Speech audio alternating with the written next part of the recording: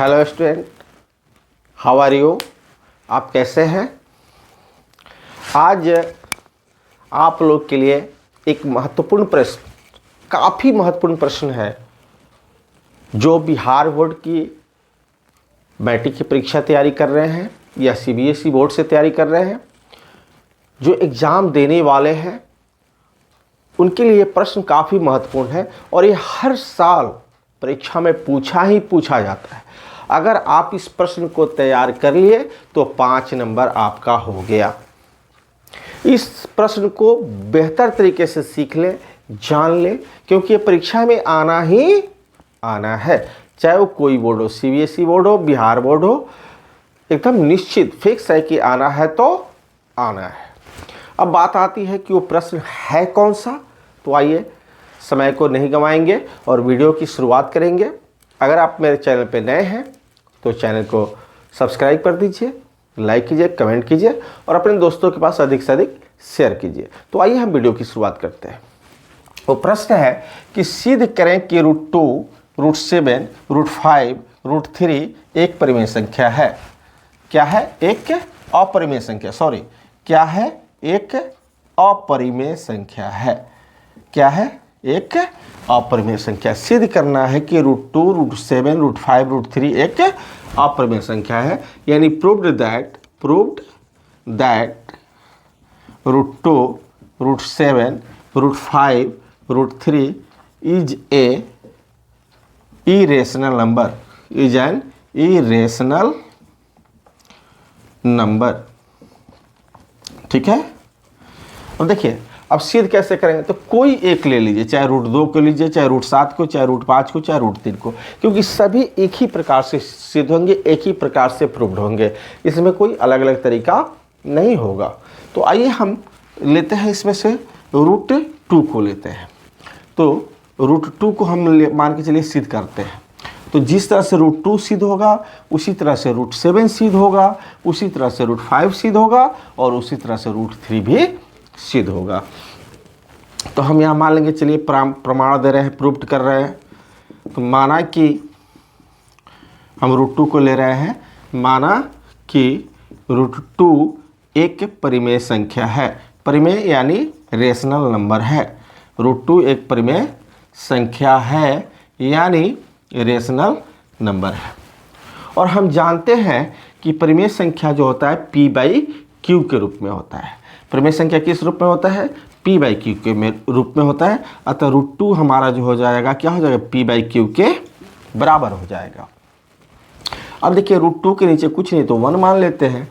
तो हमारा Q से √2 में गुना करेंगे तो क्या हो जाएगा? √2Q, और P से 1 में गुना करेंगे तो क्या हो जाएगा? P हो जाएगा। अब हम दोनों तरफ वर्ग करते हैं। क्या करते हैं बाबू? दोनों तरफ वर्ग करते हैं, स्क्वायरिंग बोथ साइड, यानी दोनों तरफ वर्ग करने पर या बोथ साइड स्क्वायर करने पर, है ना। तो √2Q का जब हम स्क्वायर करेंगे और इधर P का स्क्वायर करेंगे तो क्या हो जाएगा? 2Q² बराबर P²। इससे क्या साबित हो रहा है कि 2 इधर गुना है तो इधर आएगा तो भाग होगा, यानी Q²/P²/2, यानी P² जो है 2 से विभाजित हो रहा है। तो हम लिखेंगे, चूंकि P² 2 से विभाजित हो रहा है, 2 से क्या हो रहा है? विभाजित हो रहा है, विभाजित हो रहा है। अतः P भी क्या होगा? 2 से विभाजित होगा। P भी 2 से विभाजित होगा। P किससे विभाजित होगा? 2 से विभाजित होगा। अब मान के चलिए कि हम मान लेते हैं कि P बराबर हमारा है क्या बोलते हैं, P² बराबर 2Q² है। यहाँ देख रहे हैं आप। तो हम मान लेते हैं कि P बराबर, यहाँ किसको हम प्रूव कर रहे हैं? 2 को। तो हम यहाँ मान लेते हैं 2C। P बराबर क्या मान लेते हैं? 2C, जहाँ C एक पूर्णांक है। C एक क्या है? पूर्णांक है। C क्या है? एक पूर्णांक है। हम P बराबर क्या मान लेते हैं? 2C, जहाँ C एक क्या है? पूर्णांक है।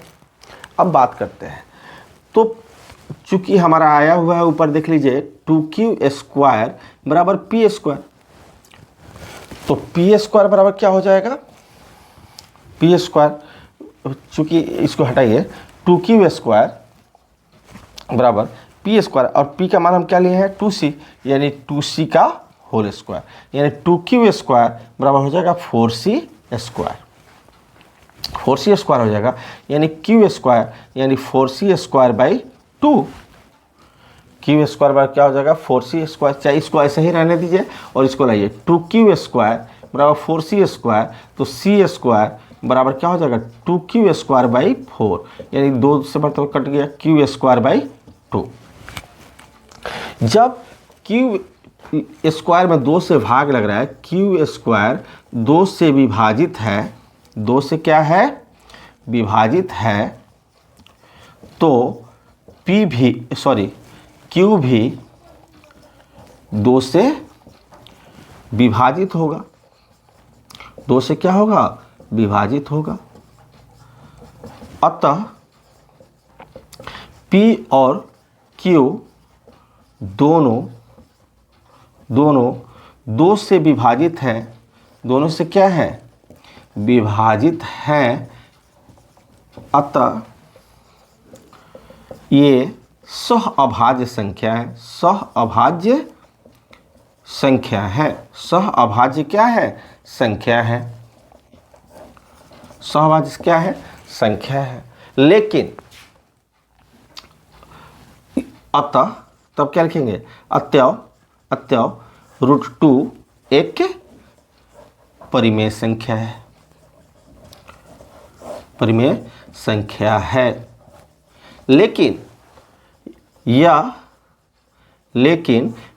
हमारी गलत अवधारणा के कारण हुआ है, लेकिन यह हमारी गलत अवधारणा के कारण हुआ है, अवधारणा के कारण हुआ है, कारण हुआ है। हम जानते हैं कि √2 एक अपरिमेय संख्या है, अपरिमेय संख्या है, और इस तरह से ये हमारा क्या हो गया सत्यापित यानी प्रूव्ड हो गया। तो इस तरह से हम √2 को जिस तरह से प्रूव्ड किए हैं उसी तरह से √7 को भी कर सकते हैं, √5 को भी कर सकते हैं, √3 को भी कर सकते हैं। तो आई होप आपको जो है आज का क्लास बेहतर तरीके से समझ में आया होगा, अच्छा लगा होगा। तो प्लीज़ अगर आज का वीडियो आपको बेहतर लगा हो, अच्छा लगा हो, तो प्लीज़ लाइक कीजिए, कमेंट कीजिए और अपने दोस्तों के पास अधिक से अधिक शेयर कीजिए। थैंक यू, धन्यवाद।